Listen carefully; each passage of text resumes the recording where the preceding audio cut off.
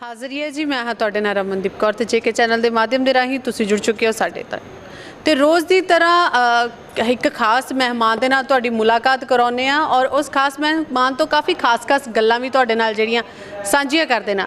ਤੇ ਅੱਜ ਇਸੇ ਖਾਸ ਪ੍ਰੋਗਰਾਮ ਦੇ ਵਿੱਚ ਮੇਰੇ ਨਾਲ ਗੱਲਬਾਤ ਕਰਨ ਦੇ ਲਈ ਮੌਜੂਦ ਨੇ ਬਲਬੀਰ ਕੌਰ ਪਿੰਡ ਤਰੇਵਾ ਤੋਂ, ਔਰ ਜਿਨ੍ਹਾਂ ਨੂੰ ਕੋਈ ऐसा ਮੈਨੂੰ नहीं लगता कोई इंसान होएगा J&K ਦੇ ਅੰਦਰ ਜਾਂ ਬਾਹਰ ਹੀ ਆਪਾਂ ਰਾਜਾਂ ਦੀ ਗੱਲ ਕਰੀਏ ਹਰ ਇੱਕ ਜਗ੍ਹਾ ਤੇ ਬਲਬੀਰ ਕੌਰ ਨੂੰ ਜਿਹੜਾ ਇਸ ਟਾਈਮ ਇਹ ਸਾਰਿਆਂ ਦੇ ਜਾਣੂ ਚਿਹਰਾ ਹੋ ਚੁੱਕਿਆ ਤੇ ਬਹੁਤ ਸਵਾਗਤ ਹੈ ਤੁਹਾਡਾ। ਤੁਸੀਂ ਆਪਣੇ ਕੀਮਤੀ ਟਾਈਮ ਵਿੱਚ ਸਮਾਂ ਕੱਢਿਆ। Thank you so much ma'am ਕਿ ਸਪੈਸ਼ਲੀ ਤੁਸੀਂ ਮੈਨੂੰ ਇੱਥੇ ਇਨਵਾਈਟ ਕੀਤਾ ਔਰ ਮੇਰੇ ਵਿਚਾਰ ਮੇਰੇ ਥਾਟਸ ਸੁਣਨ ਵਾਸਤੇ ਐਂਡ ਸ਼ੇਅਰ ਕਰਨ ਵਾਸਤੇ ਮੈਨੂੰ ਇੰਨਾ ਅੱਛਾ ਮੌਕਾ ਦਿੱਤਾ। Thank you so much. ਔਰ ਸਭ ਤੋਂ ਪਹਿਲਾਂ ਮੇਰਾ ਇਹੀ ਸਵਾਲ ਰਹੇਗਾ ਕਿਉਂਕਿ ਜਿੱਦਾਂ ਤੁਹਾਡਾ ਨਾਮ ਜਦੋਂ ਅਸੀਂ ਵੀ ਸੁਣਿਆ ਸੀ ਟੀਵੀ ਦੇ ਉੱਤੇ ਜਦੋਂ PM ਸਾਹਿਬ ਨੇ ਤੁਹਾਡਾ ਨਾਮ ਲਿੱਤਾ ਸੀ ਮਨ ਕੀ ਬਾਤ ਦੇ ਵਿੱਚ ਔਰ ਕਿਹਾ ਸੀ ਕਿ ਬਲਬੀਰ ਕੌਰ ਜਦੋਂ ਕਰੋਨਾ ਕਾਲ ਕਾਫੀ ਜ਼ਿਆਦਾ ਪੀਕ ਦੇ ਉੱਤੇ ਸੀਗਾ ਕਿ ਕਰੋਨਾ ਕਾਫੀ ਜ਼ਿਆਦਾ ਵਧਿਆ ਹੋਇਆ ਸੀਗਾ ਉਸ ਟਾਈਮ ਜਿਹੜੀਆਂ ਤੁਸੀਂ ਸੇਵਾਵਾਂ ਦਿੱਤੀਆਂ ਸੀ ਉਹਨਾਂ ਨੂੰ ਲੈ ਕੇ PM ਸਾਹਿਬ ਦੇ ਵੱਲੋਂ ਤੁਹਾਨੂੰ ਐਪਰੀਸ਼ੀਏਟ ਕੀਤਾ ਗਿਆ ਸੀ। ਬਲਬੀਰ ਕੌਰ ਪਿੰਡ ਤਰੇਵਾ, ਉਹਨਾਂ ਨੇ ਪਿੰਡ ਤਰੇਵਾ ਦਾ ਨਾਮ ਵੀ ਨਾਲ ਲਿਆ ਸੀ। ਅਸੀਂ ਵੀ ਸੁਣਿਆ ਸੀ ਜਦੋਂ ਅਸੀਂ ਮਨ ਕੀ ਬਾਤ ਸੁਣਿਆ ਸੀ ਤਾਂ ਉਦੋਂ ਇੱਕ ਅਜਿਹਾ ਲੱਗਿਆ ਸੀ ਕਿ ਵਾਹ ਇੱਕ ਬਹੁਤ ਵੱਡੀ ਜਿਹੜੀ ਇੱਕ ਮਾਣ ਵਾਲੀ ਗੱਲ ਜੀ ਮਹਿਸੂਸ ਹੋਣ ਲੱਗ ਗਈ ਸੀ ਕਿ ਜੰਮੂ ਕਸ਼ਮੀਰ ਦੇ ਲਈ ਇੱਕ ਪਿੰਡ ਤਰੇਵਾ ਵਾਲਿਆਂ ਦੇ ਤਾਂ ਲੱਗਦਾ ਖੁਸ਼ੀ ਦਾ ਟਿਕਾਣਾ ਨਹੀਂ ਹੋਣਾ ਕਿ PM ਸਾਹਿਬ ਨੇ ਸਾਡੇ ਪਿੰਡ ਦਾ ਨਾਮ ਲਿਆ। ਔਰ ਜਿੱਦਾਂ ਤੁਹਾਡਾ ਨਾਮ ਲਿਆ ਗਿਆ ਜਿੱਦਾਂ ਤੁਹਾਨੂੰ ਲੱਗਿਆ ਕਿ ਅੱਜ ਬਲਬੀਰ ਕੌਰ ਕਿ ਸਾਨੂੰ ਇਹ ਲੱਗ ਰਿਹਾ ਸੀ ਕਿ ਅਜਿਹੀ ਪਰਸਨੈਲਿਟੀ ਨਿਕਲ ਕੇ ਬਾਹਰ ਆਏਗੀ ਕਿ ਜਿਹੜਾ ਆਉਣ ਵਾਲਾ ਸਮਾਂ ਕਿ ਅਸੀਂ ਦੇਖਦੇ ਰਹਿ ਜਾਵਾਂਗੇ ਕਿ ਬਲਬੀਰ ਕੌਰ ਨੂੰ। ਤੁਹਾਨੂੰ ਲੱਗਦਾ ਕਿ ਤੁਸੀਂ ਆਪਣੀ ਸ਼ਖਸੀਅਤ ਨੂੰ ਕਿੱਦਾਂ ਦੇਖਦੇ ਹੋ? ਫਸਟ ਆਫ ਆਲ ਤਾਂ ਬਿਲਕੁਲ ਤੁਹਾਡੀ ਗੱਲ ਸਹੀ ਆ। PM ਸਾਹਿਬ ਨੇ ਜਦੋਂ ਨਾਂ ਲਿਆ ਔਰ ਉਹਨਾਂ ਨੇ ਮਤਲਬ ਕਿ ਸਾਡੇ ਮਾਨਨੀय PM ਸਾਹਿਬ ਜਿਹੜੇ ਤਰੀਕੇ ਦੇ ਨਾਲ ਉਹਨਾਂ ਨੇ ਪ੍ਰੋਨਾਊਂਸ ਕੀਤਾ ਤਰੇਵਾ ਸਰਪੰਚ, ਆਈ ਥਿੰਕ ਬਲਬੀਰ ਕੌਰ ਵੀ ਬਹੁਤ ਘੱਟ ਲੋਕਾਂ ਨੂੰ ਪਤਾ ਔਰ ਡਾਇਰੈਕਟਲੀ ਹਰ ਬੰਦਾ ਬਲਬੀਰ ਬੋਲਦਾ ਔਰ ਮੇਰੇ ਪ੍ਰਧਾਨ ਮੰਤਰੀ ਜੀ ਮੈਨੂੰ ਐਗਜ਼ੈਕਟ ਐਕੂਰੇਟ ਨਾਮ ਦੇ ਨਾਲ ਉਹਨਾਂ ਨੇ ਬੁਲਾਇਆ ਬਲਬੀਰ ਕੌਰ ਤਰੇਵਾ ਸਰਪੰਚ। ਬੜੇ ਲੋਕਾਂ ਨੂੰ ਇਹ ਚੀਜ਼ ਸੀ ਕਿ ਮੈਡਮ ਦਾ ਨਾਮ ਕੀ ਆ। ਜਦੋਂ PM ਸਾਹਿਬ ਨੇ ਇਹ ਚੀਜ਼ ਕਲੀਅਰ ਕੀਤੀ ਕਿ ਬਲਬੀਰ ਕੌਰ ਆ ਤਾਂ ਅੱਜ ਹਰ ਬੰਦਾ ਬਲਬੀਰ ਕੌਰ ਕਹਿਣਾ ਪਸੰਦ ਕਰਦਾ ਔਰ ਉਹ ਚੀਜ਼ ਬੜੀ ਅੱਛੀ ਲੱਗੀ। ਔਰ ਸਪੈਸ਼ਲੀ ਮੇਰੇ ਏਰੀਆ ਔਰ ਮੇਰੀ ਤਹਿਸੀਲ ਮੇਰਾ ਜੰਮੂ ਕਸ਼ਮੀਰ ਮੇਰਾ ਖਿਆਲ ਆ ਕਿ ਕੋਈ ਇਹੋ ਜਿਹਾ ਇਨਸਾਨ ਨਹੀਂ ਸੀ ਜਿਹੜਾ ਖੁਸ਼ ਨਹੀਂ ਸੀ ਔਰ ਸ਼ਾਇਦ ਮੇਰੇ ਵਿਲੇਜ ਦੇ ਵਿੱਚ ਕੋਈ ਇਸ ਤਰ੍ਹਾਂ ਦਾ ਇਨਸਾਨ ਨਹੀਂ ਹੋਊਗਾ ਕਿ ਜਿਹੜਾ ਮੇਰੇ ਘਰ ਨਹੀਂ ਆਇਆ ਮੇਰਾ ਮੂੰਹ ਨਹੀਂ ਮਿੱਠਾ ਕਰਾ ਕੇ ਗਿਆ। ਔਰ ਕਿੱਦਾਂ ਲੱਗਿਆ ਤੁਹਾਨੂੰ ਪਤਾ ਸੀ ਇਹ ਪਹਿਲਾਂ? ਕਿਉਂਕਿ ਜਦੋਂ ਅਸੀਂ ਖੁਦ ਹੈਰਾਨ ਹੋਏਗੇ ਜਦੋਂ ਅਸੀਂ ਤਰੇਵਾ ਪਿੰਡ ਦੀ ਕੁੜੀ ਦਾ ਨਾਮ ਸੁਣਿਆ ਇੱਕ ਨੂੰਹ ਤਰੇਵਾ ਪਿੰਡ ਦੀ ਖੁਦ ਅਸੀਂ ਜਿਹੜੇ ਘਰ ਬੈਠੇ ਸੁਣ ਰਹੇ ਸੀ ਔਰ ਤੁਹਾਨੂੰ ਕੀ ਲੱਗਦਾ ਸੀ ਕੁਝ ਸੀਗੇ ਇਹੋ ਜਿਹੇ ਅਸਾਰ ਕੀ ਅਜਿਹਾ ਹੋਣ ਵਾਲਾ ਜਾਂ ਤੁਹਾਡੇ ਲਈ ਵੀ ਇੱਕ surprise he C? Ma'am first of all ਤੇ ਜਿਹੜੀ ਗੱਲ ਤੁਸੀਂ ਕਹੀ ਕਿ ਕੁੜੀ ਦੈਨ ਨੂੰ ਮੇਰੇ ਹਿਸਾਬ ਨਾਲ ਕੁੜੀ ਕਹਿਣਾ ਜ਼ਿਆਦਾ ਬੈਟਰ ਰਹੂਗਾ ਕਿਉਂਕਿ ਮੈਂ ਇਨ ਲॉज ਨਹੀਂ ਮੰਨਦੀ। ਮੈਂ ਤਰੇਵੇ ਨੂੰ ਹਮੇਸ਼ਾ ਆਪਣੀ ਕਰਮ ਭੂਮੀ ਮੰਨਦੀ ਹਾਂ, ਆਪਣਾ ਜਨਮ ਸਥਾਨ ਮੰਨਦੀ ਹਾਂ। ਕਿਉਂਕਿ ਉੱਥੇ ਵਿਆਹ ਕੇ ਆਈ ਔਰ ਤਰੇਵਾ ਪੰਚਾਇਤ ਨੇ ਮਤਲਬ ਮੈਨੂੰ ਬੇਟੀਆਂ ਨਾਲੋਂ ਜ਼ਿਆਦਾ ਪਿਆਰ ਕੀਤਾ। ਇਸ ਕਰਕੇ ਮੈਂ ਇਹ ਚੀਜ਼ ਜ਼ਰੂਰ ਕਹੂੰਗੀ ਕਿ ਐਜ਼ ਏ ਡਾਟਰ ਹਰ ਬੰਦਾ ਮੈਨੂੰ ਪ੍ਰੋਨਾਊਂਸ ਕਰੇ ਕਿ ਇਹ ਤਰੇਵੇ ਦੀ ਡਾਟਰ ਆ, ਤਰੇਵੇ ਦੀ ਸਰਪੰਚ ਆ ਔਰ ਇਹ ਚੀਜ਼ ਮੇਰੇ ਲਈ ਮਾਣ ਵਾਲੀ ਹੋਊਗੀ। ਐਂਡ ਸੈਕਿੰਡ ਗੱਲ ਜਿਹੜੀ ਤੁਸੀਂ ਕਹੀ ਕਿ ਤੁਹਾਨੂੰ ਪਹਿਲਾਂ ਪਤਾ ਸੀ, ਅਗਰ ਸ਼ਾਇਦ ਸਾਨੂੰ ਪਹਿਲੇ ਪਤਾ ਹੁੰਦਾ ਤੇ ਅਸੀਂ ਢੋਲ ਨਗਾਰੇ ਪਹਿਲੇ ਹੀ ਰੈਡੀ ਰੱਖਦੇ ਔਰ ਉਹ ਇਕੱਠ ਪਹਿਲੇ ਹੀ ਸਾਡੇ ਵਿਲੇਜ 'ਚ ਹੁੰਦਾ। ਮੈਂ ਔਰ ਮੇਰੇ ਹਸਬੈਂਡ ਅਸੀਂ ਬਿਲਕੁਲ ਨੋਰਮਲ ਕੈਜੂਅਲੀ ਜਿਵੇਂ ਅਸੀਂ ਦੇਖਦੇ ਹੁੰਦੇ ਸੀ 67 ਪ੍ਰੋਗਰਾਮ ਸੀ ਅਸੀਂ ਨੋਰਮਲੀ ਦੇਖ ਰਹੇ ਸੀ ਔਰ ਉਹ 67 ਇਸ ਟਾਈਮ ਸਾਡੇ ਲਈ ਇਵੇਂ ਦਾ ਬਣ ਗਿਆ ਕਿ ਸਾਨੂੰ ਕਦੀ ਨਹੀਂ ਉਹ ਟਾਈਮ ਕਦੀ ਨਹੀਂ ਭੁੱਲਦਾ। ਬਿਲਕੁਲ ਇੱਕ ਜ਼ਿੰਦਗੀ ਦਾ ਸੁਪਨਾ ਹੁੰਦਾ ਨਾ ਕਿ ਅਸੀਂ ਦੇਖਦੇ ਹਾਂ ਕਿ PM ਸਾਹਿਬ ਦੇ ਨਾਲ ਅਗਰ ਅਸੀਂ ਇੱਕ ਮੀਟਿੰਗ ਵੀ ਕਰਦੇ ਕਿ ਦੂਰੋਂ ਦੇਖਦੇ ਹਾਂ ਕਿ ਸਾਨੂੰ ਇਹ ਲੱਗਦਾ ਕਿ ਮਾਣ ਵਾਲੀ ਗੱਲ ਮਹਿਸੂਸ ਹੁੰਦੀ ਹੈ ਕਿ ਅੱਜ ਅਸੀਂ ਆਪਣੇ PM ਸਾਹਿਬ ਨੂੰ ਦੇਖਿਆ ਔਰ PM ਸਾਹਿਬ ਦੇ ਮੂੰਹੋਂ ਤੁਹਾਡਾ ਨਾਮ ਲਿਆ ਜਾਣਾ ਬਿਲਕੁਲ ਹੀ ਕਾਬਲੇ ਤਾਰੀਫ ਕਿੰਨੀ ਜ਼ਿਆਦਾ ਤਾਰੀਫ ਕੀਤੀ ਜਾਵੇ ਉਹ ਆਪਾਂ ਕਹਿ ਸਕਦੇ ਹਾਂ ਘੱਟ ਆ। ਅਤੇ ਜਿਸ ਹਿਸਾਬ ਦੇ ਨਾਲ ਮੈਨੂੰ ਪਤਾ ਲੱਗਿਆ ਕਿ ਤੁਸੀਂ ਬੇਸਿਕਲੀ ਪੰਜਾਬ ਦੇ ਤੁਸੀਂ ਜੰਮੂ ਕਸ਼ਮੀਰ ਦਾ ਨਾਮ ਨਹੀਂ ਰੋਸ਼ਨ ਕੀਤਾ। ਮੈਨੂੰ ਲੱਗਦਾ ਪੰਜਾਬ ਦੀ ਧੀ ਨੂੰ ਵੀ ਅੱਜ ਆਪਦੇ 'ਤੇ ਮਾਣ ਹੋਊਗਾ ਕਿ ਜਿਹੜਾ PM ਸਾਹਿਬ ਨੇ ਕਿਹਾ ਤੁਹਾਡੇ ਕੰਮ ਨੂੰ ਐਪਰੀਸ਼ੀਏਟ ਕੀਤਾ ਗਿਆ ਵਾ ਕਿ ਇੰਨਾ ਵਧੀਆ ਤੁਸੀਂ ਪੰਜਾਬ ਦੀ ਧੀ ਨੇ ਇੱਥੇ ਆ ਕੇ ਤਰੇਵਾ ਪਿੰਡ ਦੀ ਧੀ ਬਣ ਗਈ। ਬਹੁਤ ਵੱਡੀ ਮਾਣ ਵਾਲੀ ਗੱਲ ਹੈ। ਅਤੇ ਕਿੱਦਾਂ ਰਿਹਾ ਕਿ ਪੰਜਾਬ ਤੋਂ ਆ ਕੇ ਤਰੇਵਾ ਵਿੱਚ ਵਸਣਾ? ਮੈਨੂੰ ਕੋਈ ਫਰਕ ਨਹੀਂ ਲੱਗਿਆ। ਕਿਉਂ? ਉਹਦਾ ਕਾਰਨ ਕੀ ਸੀ? ਜਦੋਂ ਪੰਜਾਬ ਵਿੱਚ ਸੀ ਉੱਥੋਂ ਇੱਕ ਅੱਛੀ ਚੀਜ਼ ਸਿੱਖੀ ਸੀ ਜਿੱਥੇ ਜਾਓ ਸਭ ਨੂੰ ਆਪਣਾ ਬਣਾ ਲਓ ਜੀ। ਉਹੀ ਚੀਜ਼ ਇੱਥੇ ਆ ਕੇ ਇੰਪਲੀਮੈਂਟ ਕੀਤੀ। ਉਹੀ ਚੀਜ਼ ਇੱਥੇ ਆ ਕੇ ਜਦੋਂ ਮੈਂ ਤਰੇਵਾ ਪੰਚਾਇਤ 'ਚ ਐਂਟਰੀ ਮਾਰੀ ਆ ਤਰੇਵਾ ਪੰਚਾਇਤ ਵਿੱਚ ਆਈ ਹਾਂ ਤਾਂ ਪਹਿਲਾਂ ਮੈਂ ਉਹਨਾਂ ਨੂੰ ਅਪਣਾਇਆ, ਦੈਨ ਉਹਨਾਂ ਨੇ ਮੈਨੂੰ ਐਜ਼ ਅ ਡਾਟਰ ਅਡਾਪਟ ਕਰ ਲਿਆ। ਇਹਦੇ ਵਿੱਚ ਮੈਨੂੰ ਜੇ ਕੋਈ ਕਵੇ ਕਿ 1% ਮੈਂ ਇਹਨੂੰ ਅਲੱਗ ਕਰ ਪਾਉਂਗੀ ਪੰਜਾਬ ਔਰ ਤਰੇਵਾ ਜਾਂ ਜੰਮੂ ਕਸ਼ਮੀਰ ਨੂੰ, ਬਿਲਕੁਲ ਨਹੀਂ। ਜੋ ਪਿਆਰ ਮੈਨੂੰ ਪੰਜਾਬ 'ਚ ਮਿਲਿਆ ਉਸ ਤੋਂ ਵੱਧ ਚੜ੍ਹ ਕੇ ਮੈਨੂੰ ਪੰਜਾਬ ਇੱਥੇ ਆ ਕੇ ਤਰੇਵੇ ਦੇ ਵਿੱਚ ਉਹ ਪਿਆਰ ਮਿਲਿਆ। ਕਿਉਂਕਿ ਗੱਲ ਕਰੀਏ ਅਗਰ ਪਹਿਚਾਣ ਦੀ ਤਾਂ ਇੱਕ ਤਰੇਵਾ ਪਿੰਡ ਨੇ ਤੁਹਾਨੂੰ ਪਹਿਚਾਣ ਦਿੱਤੀ ਆ ਕਿ ਇਹ ਕਹਿ ਨਹੀਂ ਸਕਦੇ। ਬਿਲਕੁਲ ਤੁਹਾਡੀ ਗੱਲ ਬਿਲਕੁਲ ਜਾਇਜ਼ ਹੈ ਕਿ ਅਗਰ ਪੰਜਾਬ ਦੇ ਅੰਦਰ ਤੁਸੀਂ ਪੈਦਾ ਹੋਏ ਉੱਥੇ ਤੁਹਾਡੀਆਂ ਜੜ੍ਹਾਂ ਨੇ, ਤਾਂ ਤਰੇਵਾ ਪਿੰਡ ਨੇ ਜੋ ਤੁਹਾਨੂੰ ਦਿੱਤਾ, ਸ਼ਾਇਦ ਕਿ ਸਾਰੇ ਚਾਹਵਾਨ ਹੁੰਦੇ ਨੇ ਇਸ ਚੀਜ਼ ਦੇ ਜੋ ਤੁਹਾਨੂੰ ਮਿਲ ਚੁੱਕੀ ਹੈ ਇਸ ਸਮੇਂ। ਤਾਂ ਕਿੱਦਾਂ ਲੱਗਦਾ? ਇੱਕ ਤਾਂ ਸਭ ਤੋਂ ਪਹਿਲਾਂ ਮੈਂ ਇਹੀ ਜਾਣੂਗੀ ਕਿ ਕਿੱਦਾਂ ਲੱਗਿਆ ਕਿ ਜੰਮੂ ਕਸ਼ਮੀਰ ਵਿੱਚ ਆਉਣਾ ਕਿਵੇਂ ਹੋਇਆ ਇੰਨੀ ਦੂਰੋਂ ਇੱਥੇ? ਕੀ ਸਫ਼ਰ ਰਿਹਾ ਤੁਹਾਡੀ ਇੱਥੇ ਆਉਣ ਦਾ? ਬੇਸਿਕਲੀ ਇਹ ਕੁਐਸਚਨ ਜਿਹੜਾ ਇਹ ਬੜਾ ਕੰਪਲਿਕੇਟਡ ਆ। ਬੇਸਿਕਲੀ ਮੈਂ ਰਾਈਡਰ ਸੀ ਨਹੀਂ, ਰਾਈਡਰ ਹਾਂ ਵੀ। ਔਰ ਜੰਮੂ ਕਸ਼ਮੀਰ ਟੂਰਿਜ਼ਮ ਨੇ ਮੈਨੂੰ 2 ਵਾਰ ਸਪਾਂਸਰ ਕੀਤਾ ਸੀ 2017 ਦੇ ਵਿੱਚ। ਫਰਸਟ ਰਾਈਡ ਹੋਈ ਸੀ ਮਾਰਚ ਦੇ ਵਿੱਚ। ਦੈਟ ਟਾਈਮ ਕੋਈ 5 ਡੇ ਦਾ ਸਾਡਾ ਟੂਰ ਟ੍ਰਿਪ ਸੀ ਇੱਥੇ। ਫਿਰ ਉਸ ਤੋਂ ਬਾਅਦ ਮਤਲਬ ਉਸ ਟਾਈਮ ਇਹਨਾਂ ਨੇ ਮੇਰੀ ਰਾਈਡਿੰਗ ਦੇਖੀ। ਮੈਂ ਫਰਸਟ ਗਰਲ ਸੀ ਜੰਮੂ ਕਸ਼ਮੀਰ ਦੇ ਵਿੱਚ ਵੀ, ਔਰ ਮੈਂ ਚੰਡੀਗੜ੍ਹ ਤੋਂ ਡਾਇਰੈਕਟ ਇੱਥੇ ਆ ਰਹੀ ਸੀ।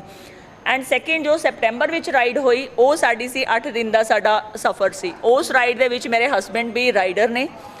ਉਸ ਰਾਈਡ ਦੇ ਵਿੱਚ ਇੱਕ ਆਇਰਨ ਹੌਕਸ ਨਾਮ ਦਾ ਗਰੁੱਪ ਆ ਜੰਮੂ ਦੇ ਵਿੱਚ, ਔਰ ਕਾਫੀ ਫੇਮਸ ਗਰੁੱਪ ਸੀ। ਜਿਹੜੇ ਸਾਡੇ ਰੱਥ ਸਾਹਿਬ ਨੇ ਟ੍ਰੈਫਿਕ ਦੇ ਵਿੱਚ, ਉਹਨਾਂ ਨੇ ਵੀ ਉਹਨਾਂ ਨੂੰ ਬਹੁਤ ਵਾਰ ਸਨਮਾਨ ਦਿੱਤਾ ਹੋਇਆ। ਉਹਦੇ ਵਿੱਚ ਮੇਰੇ ਸਰਦਾਰ ਸਾਹਿਬ ਜਿਹੜੇ ਨੇ ਉਹ ਮੈਂਬਰ ਨੇ। ਔਰ ਸ਼ਾਇਦ ਉਹ 8 ਦਿਨ ਦਾ ਸਫ਼ਰ ਅਸੀਂ ਕਿਸ਼ਤਵਾੜ ਕਿਲਰ ਅਸੀਂ ਇਹ ਸਾਰਾ ਕਲੀਅਰ ਕੀਤਾ ਔਨ ਬਾਈਕ। ਅਸੀਂ ਜਿੰਨਾ ਵੀ ਆਫ ਰੋਡ ਕੀਤਾ ਜੰਮੂ ਕਸ਼ਮੀਰ ਦੇ ਵਿੱਚ, ਸਾਰੇ ਕਹਿੰਦੇ ਸੀ ਕਿ ਅਸੀਂ ਘੁੰਮਣ ਵਾਸਤੇ ਮਨਾਲੀ ਸ਼ਿਮਲਾ ਜਾਂਦੇ ਹਾਂ, ਬਟ ਆਈ ਥਿੰਕ ਕਿ ਸਭ ਤੋਂ ਜ਼ਿਆਦਾ ਬਿਊਟੀਫੁਲ ਪਲੇਸ ਜਿਹੜੀਆਂ ਅਨਐਕਸਪਲੋਰਡ ਨੇ ਉਹ ਜੰਮੂ ਕਸ਼ਮੀਰ ਦੇ ਵਿੱਚ ਨੇ। ਔਰ ਜੰਮੂ ਕਸ਼ਮੀਰ ਦੀ ਉਹੀ ਖੂਬਸੂਰਤੀ ਦੇਖਣ ਵਾਸਤੇ ਅਸੀਂ ਬੜੇ ਉਤਸੁਕ ਸੀ। ਅਸੀਂ ਉਹ ਚੀਜ਼ ਵੇਖਣ ਆਏ ਸੀ ਇੱਥੇ। ਔਰ ਟੂਰਿਜ਼ਮ ਸਪੈਸ਼ਲੀ ਇਹਨਾਂ ਦਾ ਮੈਂ ਬਹੁਤ ਧੰਨਵਾਦ ਉਸ ਟਾਈਮ ਵੀ ਕੀਤਾ ਸੀ, ਅੱਜ ਵੀ ਕਰ ਰਹੀ ਹਾਂ। ਬਿਕੋਜ਼ ਆਫ ਇੱਥੇ ਲਿਆਉਣ ਦਾ ਕਾਰਨ, ਇੱਥੇ ਮੈਨੂੰ ਖੜੇ ਕਰਨ ਦਾ ਕਾਰਨ, ਇੱਥੇ ਮੈਂ ਇਸ ਟਾਈਮ ਆਪਣੀ ਪਹਿਚਾਣ ਜੋ ਵੀ ਮੈਨੂੰ ਇਹਨਾਂ ਨੇ ਦਿੱਤੀ ਆ, ਇਹਦਾ ਬਹੁਤ ਵੱਡਾ ਸ਼੍ਰੇਅ ਜਿਹੜਾ ਜੰਮੂ ਕਸ਼ਮੀਰ ਟੂਰਿਜ਼ਮ ਨੂੰ ਜਾਂਦਾ। ਕਿਉਂਕਿ ਉਹ ਨਹੀਂ ਮੈਨੂੰ ਇਨਵਾਈਟ ਕਰਦੇ ਤਾਂ ਸ਼ਾਇਦ ਮੈਂ ਕਦੀ ਜੰਮੂ ਕਸ਼ਮੀਰ ਦੇਖ ਵੀ ਨਹੀਂ ਪਾਉਂਦੀ। ਸਾਡੇ ਲਈ ਇਹ ਜੰਮੂ ਕਸ਼ਮੀਰ ਇੱਕ ਅਲੱਗ ਦੇਸ਼ ਸੀ। ਅਗਰ ਜਦੋਂ ਅਸੀਂ ਪੰਜਾਬ 'ਚ ਰਹਿੰਦੇ ਸੀ, ਫਸਟ ਟਾਈਮ ਮੇਰਾ ਵਿਜ਼ਿਟ ਹੋਇਆ ਇੱਥੇ ਮਾਰਚ ਦੇ ਵਿੱਚ 2017 ਦੇ ਵਿੱਚ। ਔਰ ਉਸੇ ਮਤਲਬ ਉਸ ਟਾਈਮ ਵੀ ਇੱਥੇ ਮੀਡੀਆ ਨੇ ਮੈਨੂੰ ਇੰਨਾ ਕਵਰ ਅਪ ਦਿੱਤਾ, ਮੀਡੀਆ ਨੇ ਇੰਨਾ ਜ਼ਿਆਦਾ ਕਵਰ ਕੀਤਾ ਸੀ ਕਿ ਆਪਣੇ ਆਪ ਨੂੰ ਇੱਕ ਸੈਲੀਬ੍ਰਿਟੀ ਤੋਂ ਘੱਟ ਨਹੀਂ ਸਮਝ ਰਹੇ ਸੀ ਅਸੀਂ, ਕਿ ਇੰਨਾ ਮਾਣ ਮਿਲਿਆ, ਇੰਨਾ ਇੱਥੇ ਆ ਕੇ ਪਿਆਰ ਮਿਲਿਆ। ਤੇ ਉਹ ਚੀਜ਼ ਨੂੰ ਮੇਰੇ ਸਰਦਾਰ ਸਾਹਿਬ ਨੇ ਸ਼ਾਇਦ ਗ੍ਰੈਬ ਅਪ ਕਰ ਲਿਆ ਤੇ ਉਹਨਾਂ ਨੇ ਘਰੇ ਰਿਸ਼ਤਾ ਭੇਜਤਾ ਕਿ ਠੀਕ ਹੈ ਜੀ ਮੈਂ ਇਸ ਕੁੜੀ ਨਾਲ ਵਿਆਹ ਕਰਨਾ। ਉਹੀ ਚੀਜ਼ ਨੂੰ ਲੈ ਕੇ 2018 ਦੇ ਵਿੱਚ ਮੇਰੀ ਮੈਰਿਜ ਤਰੇਵਾ ਵਿਲੇਜ ਦੇ ਵਿੱਚ ਹੋਈ। ਔਰ ਮੇਰੀ ਫੈਮਿਲੀ ਜਿਹੜੀ ਉਹ ਬਹੁਤ ਰਿਪਿਊਟਡ, ਔਰ ਉਹੀ ਚੀਜ਼ ਆ ਗਈ ਜੋ ਮੈਂ ਪਿੱਛੇ ਸੀ ਉਹੀ ਮੈਨੂੰ ਆ ਕੇ ਅੱਗੇ ਮਿਲ ਗਿਆ ਕਿ ਰਿਪਿਊਟਡ ਫੈਮਿਲੀ। ਔਰ ਸਪੈਸ਼ਲੀ ਜੰਮੂ ਕਸ਼ਮੀਰ ਵਿੱਚ ਇੱਕ ਜੈਲਦਾਰ ਅਹੁਦਾ ਬੜਾ ਮਾਇਨੇ ਰੱਖਦਾ ਸੀ, ਔਰ ਮੇਰੀ ਫੈਮਿਲੀ ਉਸ ਜੈਲਦਾਰ ਅਹੁਦੇ ਦੀ ਇਸ ਟਾਈਮ ਮਾਲਕ ਆ।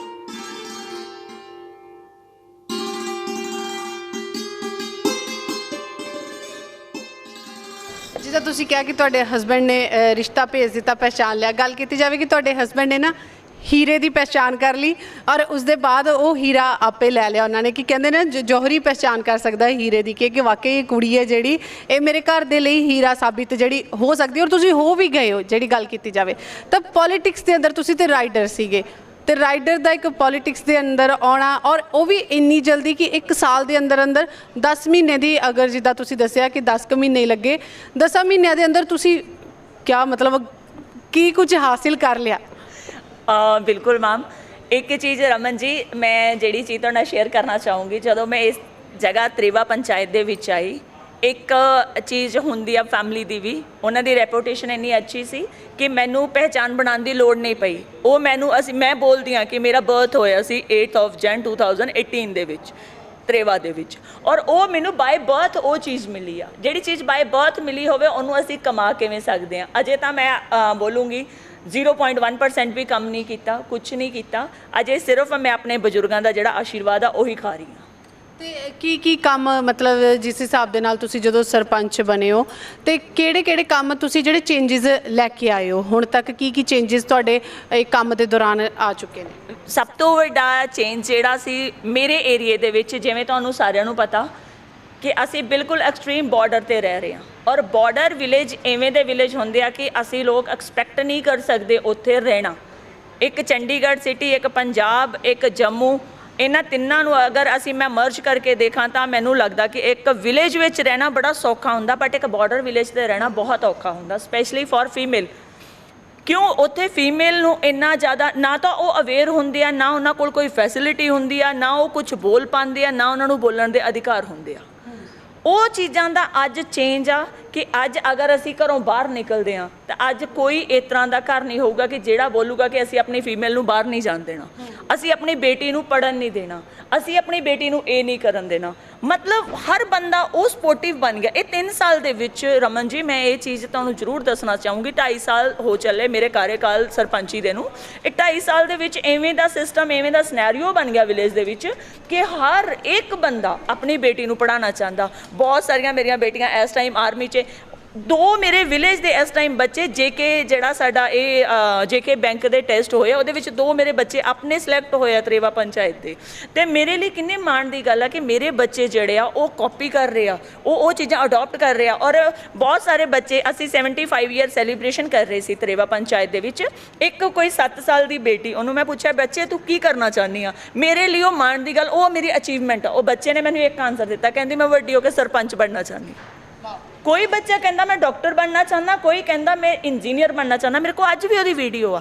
ਉਹ ਬੱਚਾ ਬੜੇ ਪਿਆਰ ਨਾਲ ਕਹਿੰਦਾ ਮੈਮ ਮੈਂ ਸਰਪੰਚ ਬਣਨਾ ਚਾਹੁੰਦੀ ਹਾਂ। ਮੈਂ ਪੁੱਤ ਸਰਪੰਚ ਤਾਂ ਵਿਹਲਿਆਂ ਦਾ ਕੰਮ ਆ, ਸਹੀ ਮਾਇਨੇ 'ਚ ਇਹ ਸਾਡੀ ਫ੍ਰੀ ਦੀ ਲੀਡਰੀ, ਫ੍ਰੀ ਦੀ ਸੇਵਾ। ਇਹਦੇ ਵਿੱਚ ਅਸੀਂ ਇਹ ਨਹੀਂ ਸੋਚ ਸਕਦੇ ਕਿ ਇੰਨੇ ਐਡੂਕੇਟਡ ਹੋਣ ਤੋਂ ਬਾਅਦ ਤੁਹਾਡੇ ਬਹੁਤ ਘੱਟ ਪੈਰੈਂਟਸ ਹੁੰਦੇ ਆ ਜਿਹੜੇ ਇਹ ਚੀਜ਼ ਚਾਹੁੰਦੇ ਆ। ਐਜੂਕੇਸ਼ਨ ਤੋਂ ਬਾਅਦ ਵੀ ਤੁਸੀਂ ਇਹ ਚੀਜ਼ ਕਰੋ ਕਿ ਹਰ ਚੀਜ਼ ਤੁਸੀਂ ਆਪਣੇ ਘਰੋਂ ਲੈ ਕੇ ਚੱਲ ਰਹੇ ਹੋ। ਤੁਸੀਂ ਦਿਨ ਨਹੀਂ ਦੇਖ ਰਹੇ, ਰਾਤ ਨਹੀਂ ਦੇਖ ਰਹੇ, ਮਤਲਬ ਹਰ ਐਵੇਂ ਦਾ ਮਾਹੌਲ। ਔਰ ਸਪੈਸ਼ਲੀ ਮੇਰੇ ਏਰੀਏ ਦੇ ਵਿੱਚ ਕੋਈ ਬੰਦਾ ਇਹ ਨਹੀਂ ਕਹਿ ਸਕਦਾ। ਅਸੀਂ ਕਹਿੰਦੇ ਸੀ ਜਦੋਂ ਫੀਮੇਲ ਸਰਪੰਚ ਬਣਦੀ ਆ ਉਹਦੇ ਪਤੀ ਨੂੰ SP ਦਾ ਅਹੁਦਾ ਮਿਲਦਾ ਸੀ, ਸਰਪੰਚ ਪਤੀ। ਉਹਦੇ ਪਤੀ ਨੂੰ ਇੱਕ SP ਦਾ ਅਹੁਦਾ ਮਿਲਦਾ ਸੀ, ਬਟ ਮੇਰੇ ਸਰਦਾਰ ਸਾਹਿਬ ਨੂੰ PA ਦਾ ਅਹੁਦਾ ਜ਼ਰੂਰ ਮਿਲਿਆ। ਇਹ ਮੇਰੇ ਲਈ ਮਾਣ ਦੀ ਗੱਲ ਆ। ਤੇ ਕੀ ਕੁਝ ਹੁਣ ਤੱਕ ਤੁਸੀਂ ਕਹਿ ਰਹੇ ਹੋ ਕਿ ਕਾਫੀ ਜਿਹੜੇ ਵਿਕਾਸ ਆ ਤੁਹਾਡੇ ਤਰੇਵਾ ਪਿੰਡ ਦੇ ਵਿੱਚ ਹੋਏ ਨੇ, ਤੇ ਕੀ ਕੁਝ ਹੋਰ ਵਿਕਾਸ ਜਿਹੜੇ ਤੁਸੀਂ ਆਪਣੀ ਸੋਚ ਦੇ ਵਿੱਚ ਲੈ ਕੇ ਚੱਲ ਰਹੇ ਹੋ ਕਿ ਜਿਹੜੇ ਨਹੀਂ ਹੋਏ ਅਗਾਂਹ ਤੁਸੀਂ ਕਰੋਗੇ ਉਹਨਾਂ ਨੂੰ? ਰਮਨ ਜੀ, ਮੇਰੀ ਸਭ ਤੋਂ ਵੱਡੀ ਜਿਹੜੀ ਇੱਕ ਡ੍ਰੀਮ ਵਰਕ ਹੁੰਦਾ, ਮੇਰਾ ਡ੍ਰੀਮ ਵਰਕ ਆ ਕਿ ਮੈਂ ਆਪਣੀ ਪੰਚਾਇਤ ਨੂੰ ਇੱਕ ਮਾਡਲ ਪੰਚਾਇਤ ਬਣਾਵਾਂ। ਉਹਦੇ ਵਿੱਚ ਕੀ ਸੀ, ਜਦ ਮੈਂ ਇਸ ਪੰਚਾਇਤ ਵਿੱਚ ਐਂਟਰੀ ਕੀਤੀ ਸੀ, ਜਦੋਂ ਮੇਰਾ ਇੱਥੇ ਜਨਮ ਹੋਇਆ, ਉਸ ਟਾਈਮ ਹਰ ਘਰ ਦੇ ਵਿੱਚ ਪੀਣ ਦਾ ਪਾਣੀ ਜਿਹੜਾ ਸੀ ਉਹ ਨਹੀਂ ਸੀ ਪਹੁੰਚਦਾ। ਬਟ ਅੱਜ ਮੇਰੇ ਹਰ ਘਰ ਦੇ ਅੱਗੇ ਉਹ ਪਾਈਪਾਂ ਵਿਛ ਚੁੱਕੀਆਂ ਨੇ, ਉਹਨਾਂ ਦਾ ਕੰਮ ਚੱਲ ਰਿਹਾ ਕਿ ਮੇਰੇ ਹਰ ਘਰ ਨੂੰ ਪੀਣ ਦਾ ਅੱਛਾ ਪਾਣੀ ਮਿਲੂਗਾ, ਮੇਰੇ ਹਰ ਘਰ ਨੂੰ ਲਾਈਟ ਮਿਲੂਗੀ। ਜੋ ਕਿ ਮੈਂ ਇਸ ਟਾਈਮ ਵੀ ਮੇਰੇ ਇੱਕ ਫੀਡਰ ਦਾ ਕੰਮ ਚੱਲ ਰਿਹਾ, PDD ਡਿਪਾਰਟਮੈਂਟ ਦਾ ਇੱਕ ਕੰਮ ਚੱਲ ਰਿਹਾ, ਜਿਹਦੇ ਵਿੱਚ ਮੇਰੇ ਫਾਦਰ ਸਾਹਿਬ ਨੇ ਆਪਣੀ ਲੈਂਡ ਡੋਨੇਟ ਕੀਤੀ ਆ। ਮਤਲਬ ਸਾਡਾ ਕੋਈ ਇਹ ਨਹੀਂ ਹੈਗਾ ਕਿ ਅਸੀਂ ਕਿਸੇ ਤਰ੍ਹਾਂ ਦਾ ਗਵਰਨਮੈਂਟ ਤੋਂ ਕੋਈ ਮੁਆਵਜ਼ਾ ਚਾਹੁੰਦੇ ਹਾਂ ਜਾਂ ਅਸੀਂ ਕਿਸੇ ਤਰ੍ਹਾਂ ਦੀ ਕੋਈ ਜੌਬ ਚਾਹੁੰਦੇ ਹਾਂ। ਸਾਡਾ ਸਿੰਪਲ ਇੱਕ ਫੰਡਾ ਕਿ ਸਾਡਾ ਜਿਹੜਾ ਦਿਮਾਗ ਆ ਸਿਰਫ ਇੱਕ ਚੀਜ਼ ਆ, ਕੋਈ ਫਰਕ ਨਹੀਂ ਪੈਂਦਾ। ਮੁਆਵਜ਼ਾ ਪੈਸਾ ਜਿਹੜਾ ਇਹ ਜ਼ਿਆਦਾ ਦੇਰ ਟਿਕਦਾ ਨਹੀਂ ਆ, ਪਰ ਜਿਹੜੀ ਉਹ ਚੀਜ਼ ਬਣ ਜਾਊਗੀ ਉਹ ਜਿੰਨੀ ਦੇਰ ਅਸੀਂ ਜੀਵਾਂਗੇ ਨਹੀਂ, ਸਾਡੇ ਆਉਣ ਵਾਲੀਆਂ ਪੁਸ਼ਤਾਂ ਵੀ ਉਹ ਚੀਜ਼ ਯਾਦ ਰੱਖਣਗੀਆਂ ਕਿ ਇਹ ਚੀਜ਼ ਉਸ ਟਾਈਮ ਸਰਪੰਚ ਸਾਹਿਬ ਦੇ ਕਾਰਜਕਾਲ 'ਚ ਇਹ ਚੀਜ਼ ਬਣੀ ਸੀ ਔਰ ਉਹਨਾਂ ਦੇ ਇਨੀਸ਼ੀਏਟਿਵ ਨਾਲ ਬਣੀ ਸੀ। ਮੈਨੂੰ ਇੰਨਾ ਲਾਇਕ ਬਣਾਉਣ ਵਾਸਤੇ ਮੈਂ ਤਰੇਵਾ ਸਰਪੰਚ ਹੋਣ ਦੇ ਨਾਂ 'ਤੇ ਤਰੇਵਾ ਪੰਚਾਇਤ ਨੂੰ ਸਪੈਸ਼ਲੀ ਥੈਂਕਸ ਬੋਲੂੰਗੀ, ਔਰ ਮੇਰੇ ਡੈਡ ਨੂੰ, ਮੇਰੇ ਚਾਚਾ ਜੀ ਨੂੰ, ਮੇਰੇ ਸਰਦਾਰ ਸਾਹਿਬ ਨੂੰ। ਕਿ ਅਸੀਂ ਕਹਿੰਦੇ ਹੁੰਦੇ ਸੀ ਕਿ ਜਦੋਂ ਮੈਂ ਇਸ ਘਰ ਦੇ ਵਿੱਚ ਆਈ 3 ਪਹੀਏ ਦਾ ਸਾਡਾ ਇੱਕ ਟੈਂਪੂ ਸੀ, ਬਟ ਜਦੋਂ ਮੈਂ ਆਈ ਮੈਨੂੰ ਨਾਲ ਐਡ ਔਨ ਕਰਕੇ ਉਹਨਾਂ ਨੇ 4 ਪਹੀਆਂ ਵਾਲੀ ਗੱਡੀ ਬਣਾ ਲਈ। ਇਸ ਟਾਈਮ ਅਸੀਂ ਬਰਾਬਰ ਚੱਲ ਰਹੇ ਹਾਂ, ਇਹਦੇ ਵਿੱਚ ਕੋਈ ਸ਼ੱਕ ਨਹੀਂ। ਪੈਰੈਂਟਸ ਹੀ ਹੁੰਦੇ ਆ ਕਿ ਜਿਹੜੇ ਆਪਣੇ ਬੱਚੇ ਨੂੰ ਅੱਗੇ ਵਧਾ ਸਕਦੇ ਆ, ਔਰ ਪੈਰੈਂਟਸ ਹੀ ਹੁੰਦੇ ਆ ਜਿਹੜੇ ਆਪਣੇ ਬੱਚੇ ਨੂੰ ਖਤਮ ਕਰ ਸਕਦੇ ਆ।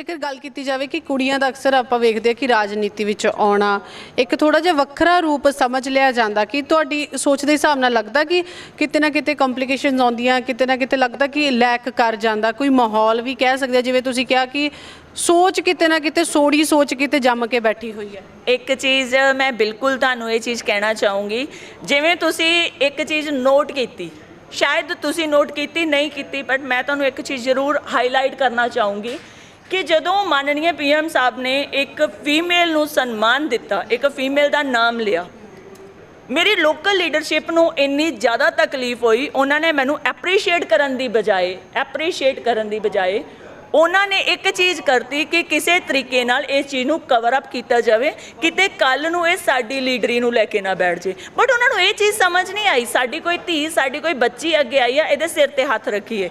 ਜ਼ਰੂਰੀ ਨਹੀਂ ਹੈਗਾ ਕਿ ਜੇ ਅੱਜ ਮੈਂ ਸੋਸ਼ਲ ਵਰਕ ਕਰ ਰਹੀ ਹਾਂ ਤਾਂ ਕੱਲ੍ਹ ਨੂੰ ਮੈਂ ਲੀਡਰ ਬਣਨ ਵਾਸਤੇ ਸੋਸ਼ਲ ਵਰਕ ਮਤਲਬ ਤੁਹਾਡਾ ਕਹਿੰਦਾ ਹੈ ਕਿ ਉਹਨਾਂ ਨੂੰ ਇਹ ਲੱਗਣ ਲੱਗ ਗਿਆ ਕਿ ਸਾਡੀਆਂ ਜੜ੍ਹਾਂ ਮਜ਼ਬੂਤ ਨੇ, ਕਿਤੇ ਜੜ੍ਹਾਂ ਵਿੱਚ ਨਾ ਬਹਿ ਜਾਵੇ। ਸਭ ਤੋਂ ਵੱਡੀ ਚੀਜ਼ ਉਹਨਾਂ ਨੂੰ ਇਹ ਚੀਜ਼ ਲੱਗੀ ਹੁੰਦੀ ਆ ਨਾ ਕਿ ਜਦੋਂ ਬੰਦਾ ਕਿਸੇ ਚੀਜ਼ ਦਾ ਲਾਲਚੀ ਹੋ ਜਾਂਦਾ ਨਾ, ਮੈਂ ਕਹਿੰਦੀ ਹਾਂ ਬੰਦੇ ਨੂੰ ਕੁਰਸੀ ਦਾ ਲਾਲਚ ਕਦੇ ਨਹੀਂ ਕਰਨਾ ਚਾਹੀਦਾ। ਕੁਰਸੀ ਅੱਜ ਹੈਗੀ ਆ, ਕੱਲ ਨਹੀਂ ਹੈਗੀ ਆ, ਬਟ ਜਨਤਾ ਨਾਲ ਪਿਆਰ ਕਰਨਾ ਚਾਹੀਦਾ। ਜਨਤਾ ਜਿੰਨੀ ਦੇਰ ਤੁਸੀਂ ਜੀਂਦੇ ਆ, ਜਿੰਨੀ ਦੇਰ ਤੁਹਾਡੇ ਸਾਹ ਨੇ, ਜਨਤਾ ਉਨੀ ਦੇਰ ਤੁਹਾਨੂੰ ਪਿਆਰ ਕਰਦੀ ਆ। ਸਰਪੰਚ ਦੀ ਕੁਰਸੀ ਮੈਨੂੰ ਨਹੀਂ ਲੱਗਦਾ, ਮੇਰੀ ਕੁਰਸੀ ਪੰਚਾਇਤ ਘਰ ਪਈ ਆ ਔਰ ਮੈਨੂੰ ਨਹੀਂ ਲੱਗਦਾ ਮੈਂ ਉਹਦੇ ਤੇ ਕਦੀ ਬੈਠ ਕੇ ਦੇਖਿਆ ਹੋਊਗਾ। ਔਰ ਪੂਰੀ ਪੰਚਾਇਤ 'ਚ ਤੁਸੀਂ ਜਾ ਕੇ ਪਤਾ ਕਰੋ, ਕਦੀ ਜਾ ਕੇ ਮੇਰੇ ਪਿੰਡ 'ਚ ਪੁੱਛਿਆ ਕਿ ਸਰਪੰਚ ਸਾਹਿਬ ਕਦੀ ਆ ਕੇ ਇਸ ਕੁਰਸੀ ਤੇ 1 ਘੰਟਾ ਬੈਠੇ ਆ? ਮੇਰੇ ਕੋਲ ਟਾਈਮ ਹੀ ਨਹੀਂ ਹੁੰਦਾ, ਮੇਰੇ ਕੋਲ ਇੰਨੇ ਸਾਰੇ ਕੰਮ ਨੇ, ਮੇਰੇ ਕੋਲ ਟਾਈਮ ਹੀ ਨਹੀਂ ਹੁੰਦਾ। ਕਿਉਂਕਿ ਜੇ ਮੈਂ ਕੁਰਸੀ ਤੇ ਚਿਪਕ ਕੇ ਬਹਿ ਗਈ, ਮੈਨੂੰ ਉਸ ਕੁਰਸੀ ਨਾਲ ਪਿਆਰ ਹੋ ਜਾਣਾ। ਜਦੋਂ ਮੈਨੂੰ ਕੁਰਸੀ ਨਾਲ ਪਿਆਰ ਹੋ ਗਿਆ, ਮੈਂ ਕੰਮ ਨਹੀਂ ਕਰ ਪਾਣੇ। ਅਸੀਂ ਇਵੇਂ ਤੁਰਦੇ ਫਿਰਦੇ, ਹਰ ਕੋਈ ਬੰਦਾ ਵੀ ਫੋਨ ਕਰਦਾ ਤਾਂ ਉਹਨਾਂ ਨੂੰ ਅਪਾਇੰਟਮੈਂਟ ਲੈਣੀ ਪੈਂਦੀ ਆ, ਸਰਪੰਚ ਸਾਹਿਬ ਕਿੱਥੇ ਹੋ, ਅਸੀਂ ਕਿਸ ਦਿਨ ਆਈਏ। ਔਰ ਲਿਟਰਲੀ ਤੁਸੀਂ ਮੇਰਾ ਬੈਗ ਚੈੱਕ ਕਰੋਗੇ, ਮੈਂ ਡਾਇਰੀ ਲਗਾ ਰੱਖੀ ਆ, ਇਸ ਦਿਨ ਇਸ ਬੰਦੇ ਨੂੰ ਮਿਲਣਾ, ਇਸ ਦਿਨ ਇਹ ਕੰਮ ਕਰਨਾ। ਮਤਲਬ ਪਰ ਜਿਹੜੇ ਸਾਡੇ ਲੋਕਲ ਲੀਡਰਸ਼ਿਪ ਹੁੰਦੀ ਆ, ਜਿਹੜੇ ਸਾਡੇ ਲੋਕਲ ਲੋਕ ਹੁੰਦੇ ਆ, ਉਹਨਾਂ ਨੂੰ ਇੱਕ ਚੀਜ਼ ਸੋਚਣੀ ਚਾਹੀਦੀ ਆ। ਮੈਂ ਆਪਣੀ ਗੱਲ ਨਹੀਂ ਕਰਦੀ, ਆਪਣੀਆਂ ਬੇਟੀਆਂ ਨੂੰ ਉਤਸ਼ਾਹਿਤ ਕਰੋ, ਪ੍ਰੋਤਸਾਹਿਤ ਕਰੋ, ਉਹਨਾਂ ਦੇ ਸਿਰ ਤੇ ਹੱਥ ਰੱਖੋ, ਉਹਨਾਂ ਨੂੰ ਇੰਨੇ ਲਾਇਕ ਬਣਾਓ ਕਿ ਉਹ ਡਰਨ ਨਹੀਂ ਬਾਹਰ ਨਿਕਲਣ ਲੱਗਿਆ। ਅੱਜ ਤੁਸੀਂ ਮੇਰੇ ਨਾਲ ਗਲਤ ਕਰੋਗੇ, ਮੇਰੀ ਫੈਮਿਲੀ ਬੜੀ ਉਹਨਾਂ ਦੀ ਬੈਕ ਬੜੀ ਸਟਰੋਂਗ ਆ, ਉਹ ਮੈਨੂੰ ਨਹੀਂ ਹਿੱਲਣ ਦੇਣਗੇ। ਬਟ ਜਿਸ ਤਰ੍ਹਾਂ ਤੁਸੀਂ ਮੇਰੇ ਨਾਲ ਕਰੋਗੇ, ਉਹ ਬੱਚੀਆਂ ਡਰ ਜਾਣਗੀਆਂ, ਕੋਈ ਨਹੀਂ ਬਾਹਰ ਆਉਣਾ ਪਸੰਦ ਕਰੂਗੀ। ਔਰ ਸਪੈਸ਼ਲੀ ਫੀਮੇਲ ਜਿਹੜੀਆਂ ਪੋਲੀਟੀਕਲ ਦੇ ਵਿੱਚ ਬਾਹਰ ਕਿਉਂ ਨਹੀਂ ਆਉਂਦੀਆਂ? ਕਿਉਂਕਿ ਉਹਨਾਂ ਨੂੰ ਮੋਰਲ ਸਪੋਰਟ ਨਹੀਂ ਮਿਲਦੀ, ਉਹਨਾਂ ਨੂੰ ਹਮੇਸ਼ਾ ਕ੍ਰਿਟਿਸਿਜ਼ਮ ਮਿਲਦਾ, ਹਮੇਸ਼ਾ ਉਹਨਾਂ ਨੂੰ ਦਬਾਉਣ ਦੀ ਕੋਸ਼ਿਸ਼ ਕੀਤੀ ਜਾਂਦੀ ਆ। ਔਰ ਇਹ ਚੀਜ਼ ਬੜੀ ਜ਼ਰੂਰੀ ਹੈ। ਅੱਜ ਦਾ ਟਾਈਮ ਸਾਡਾ ਜੰਮੂ ਕਸ਼ਮੀਰ ਡਿਵੈਲਪਿੰਗ ਆ, ਅਗਰ ਦੇਖਿਆ ਜਾਵੇ ਅਸੀਂ ਜੰਮੂ ਕਸ਼ਮੀਰ ਨੂੰ ਉੱਪਰ ਲਿਆਉਣ ਦੀ ਕੋਸ਼ਿਸ਼ ਕਰ ਰਹੇ ਹਾਂ। ਔਰ ਮੈਂ ਬਹੁਤ ਵਾਰ ਰਿਪਰੈਜ਼ੈਂਟ ਕਰ ਚੁੱਕੀ ਹਾਂ ਆਪਣੇ ਜੰਮੂ ਕਸ਼ਮੀਰ ਨੂੰ, ਆਊਟ ਆਫ ਦਾ ਸਟੇਟ ਜਾ ਕੇ ਵੀ, ਪਰ ਫਿਰ ਵੀ ਉਸ ਚੀਜ਼ ਦਾ ਬੈਨੀਫਿਟ ਜਿਹੜਾ ਮੈਨੂੰ ਮੇਰੀਆਂ ਬੱਚੀਆਂ ਨੂੰ ਮਿਲਦਾ ਨਜ਼ਰ ਨਹੀਂ ਆ ਰਿਹਾ, ਮੈਨੂੰ ਮੇਰੀਆਂ ਭੈਣਾਂ ਨੂੰ ਮਿਲਦਾ ਨਜ਼ਰ ਨਹੀਂ ਆ ਰਿਹਾ। ਉਹਦਾ ਕਾਰਨ ਕੀ ਆ ਕਿ ਉਹ ਜਸਟ ਮੇਰੀ ਹਰ ਚੀਜ਼ ਨੂੰ ਕਵਰ ਅਪ ਕਰਦੇ ਆ। ਮੈਂ ਸਪੈਸ਼ਲੀ ਇਹ ਚੀਜ਼ ਵਾਸਤੇ JK ਚੈਨਲ ਨੂੰ ਮੈਂ ਪਹਿਲੇ ਵੀ ਬਹੁਤ ਵਾਰ ਧੰਨਵਾਦ ਕਿਹਾ ਕਿ ਜਦੋਂ ਵੀ ਐਵੇਂ ਦੀ ਕੋਈ ਗੱਲ ਹੁੰਦੀ ਹੈ, JK ਚੈਨਲ ਆ ਕੇ ਮੇਰੇ ਨਾਲ ਸਟੈਂਡ ਕਰ ਜਾਂਦਾ, ਮੇਰੇ ਨਾਲ ਆ ਕੇ ਖੜਾ ਹੋ ਜਾਂਦਾ ਕਿ ਮੈਡਮ ਤੁਸੀਂ ਬੋਲੋ, ਅਸੀਂ ਤੁਹਾਡੇ ਨਾਲ ਆ। ਇਹ ਚੀਜ਼ ਮੈਨੂੰ JK ਚੈਨਲ ਦੀ ਬੜੀ ਅੱਛੀ ਲੱਗਦੀ ਹੈ। ਇਹ ਨਹੀਂ ਹੈ ਕਿ ਤੁਹਾਡੇ ਚੈਨਲ ਤੇ ਇੰਟਰਵਿਊ ਦੇ ਰਹੀ ਹਾਂ ਸ਼ਾਇਦ ਤਾਂ ਇਹ ਗੱਲ ਬੋਲ ਰਹੀ ਹਾਂ। ਤੁਸੀਂ ਕਦੀ ਵੀ ਸੁਣਿਆ ਹੋਊਗਾ ਮੇਰੇ ਬਹੁਤ ਸਾਰੇ ਇੰਟਰਵਿਊਜ਼ ਦੇ ਵਿੱਚ ਹਮੇਸ਼ਾ ਇਹ ਗੱਲ ਹੁੰਦੀ ਹੈ ਕਿ JK ਚੈਨਲ ਨੇ ਮੈਨੂੰ ਬਹੁਤ ਸਪੋਰਟ ਕੀਤਾ।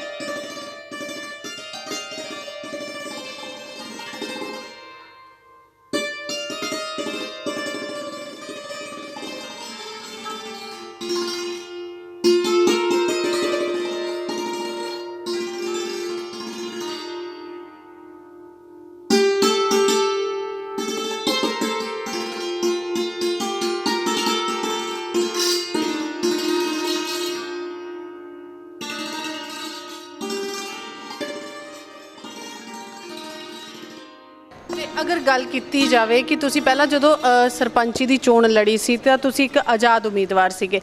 ਆਜ਼ਾਦ ਉਮੀਦਵਾਰ ਜਦੋਂ ਤੁਸੀਂ ਚੋਣ ਲੜੀ ਔਰ ਉਸ ਦੇ ਬਾਅਦ ਇੱਕ ਜ਼ਿੰਦਗੀ ਦਾ ਜਿਹੜਾ ਬਦਲਾਅ ਆਇਆ, ਪੀਐਮ ਸਾਹਿਬ ਨੇ ਤੁਹਾਡਾ ਨਾਮ ਅਨਾਉਂਸ ਕੀਤਾ, ਤੁਸੀਂ ਵਧੀਆ ਕੰਮ ਕੀਤੇ, ਤੇ ਤੁਹਾਨੂੰ ਵਿੱਚ ਦੀ ਆ ਕੇ ਕਿਉਂ ਮਹਿਸੂਸ ਹੋਣ ਲੱਗ ਗਿਆ ਕਿ ਤੁਹਾਨੂੰ ਕਿਸੇ ਨਾ ਕਿਸੇ ਪਾਰਟੀ ਦਾ ਜ਼ਰੂਰੀ ਹੋ ਜਾਂਦਾ ਕਿ ਕਿਸੇ ਪਾਰਟੀ 'ਚ ਹੋਈਏ ਤਾਂ ਹੀ ਤੁਹਾਡੀਆਂ ਜਿਹੜੀਆਂ ਕੰਮ ਨੇ ਤੁਸੀਂ ਸੌਖੇ ਤਰੀਕੇ ਨਾਲ ਕਰਵਾ ਸਕਦੇ ਹੋ? ਨਹੀਂ, ਮੈਂ ਤੁਹਾਨੂੰ ਇਹ ਚੀਜ਼ ਬਿਲਕੁਲ ਕਹੂੰਗੀ ਕਿ ਅਗਰ ਅਸੀਂ ਇੱਕ ਫੈਮਿਲੀ ਦੇ ਵਿੱਚ ਰਹਿੰਦੇ ਆ ਤਾਂ ਸਾਡੇ ਸਿਰ ਤੇ ਵੱਡਿਆਂ ਦਾ ਹੱਥ ਹੋਣਾ ਬੜਾ ਜ਼ਰੂਰੀ ਆ। ਮੈਂ ਇਸ ਟਾਈਮ ਬੀਜੇਪੀ ਨੂੰ ਉਹ ਹੱਥ ਮੰਨਦੀ ਆ ਕਿ ਬੀਜੇਪੀ ਦਾ ਮੇਰੇ ਸਿਰ ਤੇ ਉਹ ਹੱਥ ਆ। ਨਹੀਂ ਤਾਂ ਮੈਂ ਤੁਹਾਨੂੰ ਪਹਿਲਾਂ ਹੀ ਬੋਲ ਚੁੱਕਿਆ ਕਿ ਜਿਹੜੀ ਲੋਕਲ ਲੀਡਰਸ਼ਿਪ ਆ ਅੱਜ ਬਲਵੀਰ ਕੌਰ ਤੁਹਾਨੂੰ ਦਿਖਣੀ ਵੀ ਨਹੀਂ ਸੀ ਹੈਗੀ। ਇਹ ਸਿਰਫ ਬੀਜੇਪੀ ਦੇ ਹੱਥ ਦੀ ਵਜ੍ਹਾ ਕਰਕੇ, ਮੇਰੀ ਪਾਰਟੀ ਦੇ ਹੱਥ ਦੀ ਵਜ੍ਹਾ ਕਰਕੇ, ਰਵਿੰਦਰ ਰੈਣਾ ਜੀ ਨੇ ਮੈਨੂੰ ਆਪਣੀ ਭੈਣ ਮੰਨਿਆ ਹੋਇਆ, ਮੇਰੇ ਭਰਾ ਦੇ ਹੱਥ ਦੀ ਵਜ੍ਹਾ ਕਰਕੇ ਅੱਜ ਮੈਂ ਉਸ ਏਰੀਏ 'ਚ ਬੈਠੀ ਹਾਂ। ਪਰ ਫਿਰ ਵੀ ਕਿਤੇ ਨਾ ਕਿਤੇ ਜਿਸ ਹਿਸਾਬ ਦੇ ਨਾਲ ਸਾਨੂੰ ਮਹਿਸੂਸ ਹੁੰਦਾ, ਮੈਨੂੰ ਇਹ ਗੱਲ ਮਹਿਸੂਸ ਹੁੰਦੀ ਹੈ ਕਿ ਜਿਸ ਹਿਸਾਬ ਦੇ ਨਾਲ ਤੁਸੀਂ ਜੋ ਅਚੀਵਮੈਂਟ ਹਾਸਿਲ ਕੀਤੀ ਹੈ, ਹਾਲੇ ਵੀ ਕਿਤੇ ਨਾ ਕਿਤੇ ਤੁਹਾਨੂੰ ਲੱਗਦਾ ਨਹੀਂਗਾ ਕਿ ਥੋੜਾ ਹੋਰ ਕਰ ਲੈਣਾ ਚਾਹੀਦਾ ਸੀ, ਕਿਤੇ ਨਾ ਕਿਤੇ ਕੋਨੇ ਦੇ ਵਿੱਚ ਛੁਪਾ ਜੇ ਦਿੱਤਾ? ਮੈਂ ਤੁਹਾਨੂੰ ਪਹਿਲੇ ਹੀ ਇਹ ਗੱਲ ਕਹੀ ਆ, ਇੱਕ ਚੀਜ਼ ਹੁੰਦੀ ਆ, ਮੈਂ ਤੁਹਾਨੂੰ ਰਾਈਟ ਨਾਓ ਅਸੀਂ ਇੱਥੇ ਜੰਮੂ ਬੈਠੇ ਹਾਂ, ਦਰੇਵਾ ਇੱਥੋਂ 40 ਕਿਲੋਮੀਟਰ 45 ਕਿਲੋਮੀਟਰ ਆ। ਅਗਰ ਮੈਂ ਹਰ ਰੋਜ਼ ਇਹਨਾਂ ਨੂੰ ਛੋਟੀ ਛੋਟੀ ਗੱਲ ਪਾਰਟੀ ਦੇ ਕੰਨਾਂ 'ਚ ਪਾਵਾਂ ਕਿ ਮੇਰੇ ਨਾਲ ਇੱਥੇ ਇਹ ਹੋ ਰਿਹਾ, ਉਹ ਮੇਰੀ ਸ਼ਾਨ ਦੇ ਖਿਲਾਫ ਆ। ਮੈਂ ਹਰ ਚੀਜ਼ ਨੂੰ ਲੜਨ ਦੀ ਕੋਸ਼ਿਸ਼ ਕਰ ਰਹੀ ਹਾਂ, ਹਰ ਚੀਜ਼ ਵਾਸਤੇ ਸਟੈਂਡ ਹੋਣ ਦੀ ਕੋਸ਼ਿਸ਼ ਕਰ ਰਹੀ ਹਾਂ। ਉਹਦੇ ਵਿੱਚ ਕੀ ਆ ਕਿ ਮੈਂ ਅਜੇ ਕਿਸੇ ਦਾ ਕੰਧਾ ਇਸਤੇਮਾਲ ਨਹੀਂ ਕਰ ਰਹੀ। ਮੈਂ ਆਪਣੇ ਗੁਰੂ ਗੋਬਿੰਦ ਸਿੰਘ ਮਹਾਰਾਜ ਜੀ ਦੀ ਬੇਟੀਆਂ, ਮੈਂ ਉਹਨਾਂ ਦੇ ਸਹਾਰੇ ਚੱਲ ਰਹੀ ਹਾਂ, ਮੈਂ ਆਪਣੇ ਫਾਦਰ ਸਾਹਿਬ ਦੇ ਸਹਾਰੇ ਚੱਲ ਰਹੀ ਹਾਂ, ਆਪਣੇ ਹਸਬੈਂਡ ਦੇ ਸਹਾਰੇ, ਚਾਚਾ ਜੀ ਦੇ ਸਹਾਰੇ ਚੱਲ ਰਹੀ ਹਾਂ। ਕਿਉਂ? ਉਹਦਾ ਕਾਰਨ ਕੀ ਆ? ਕਿਉਂ ਇੱਕ ਕੋਨੇ ਤੇ ਰਹਿ ਗਈ ਬਲਵੀਰ ਕੌਰ? ਬਲਵੀਰ ਕੌਰ ਇੱਕ ਕੋਨੇ ਤੇ, ਅਜੇ ਵੀ ਇੱਕ ਕੋਨੇ ਤੇ ਜਿੰਦਾ। ਮੈਂ ਇਹ ਚੀਜ਼ ਬੋਲਣਾ ਚਾਹੂੰਗੀ, ਬਲਵੀਰ ਕੌਰ ਇੱਕ ਕੋਨੇ ਤੇ ਰਹਿ ਕੇ ਜਿੰਦਾ, ਕਿਉਂਕਿ ਉਹਦੇ ਉੱਪਰ ਜਿਹੜਾ ਪਾਰਟੀ ਦਾ ਹੱਥ ਹੈ ਉਸ ਹੱਥ ਨੇ ਮੈਨੂੰ ਬਚਾਇਆ। ਨਹੀਂ ਤਾਂ ਲੋਕਲ ਲੀਡਰਸ਼ਿਪ ਪਹਿਲੇ ਵੀ ਉੱਥੇ ਅੱਜ ਤੱਕ ਬਿਸ਼ਨਾ ਕੌਂਸਟੀਟੂਐਂਸੀ ਦੇ ਵਿੱਚ ਤੁਸੀਂ ਦੇਖਿਆ ਹੋਊਗਾ ਕਿਸੇ ਫੀਮੇਲ ਦੀ ਕੋਈ ਅਚੀਵਮੈਂਟ, ਕੋਈ ਫੀਮੇਲ ਸਰਪੰਚ ਬਣ ਕੇ ਅੱਗੇ ਆ ਕੇ ਉਹਨੇ ਕੁਝ ਅਚੀਵ ਕੀਤਾ?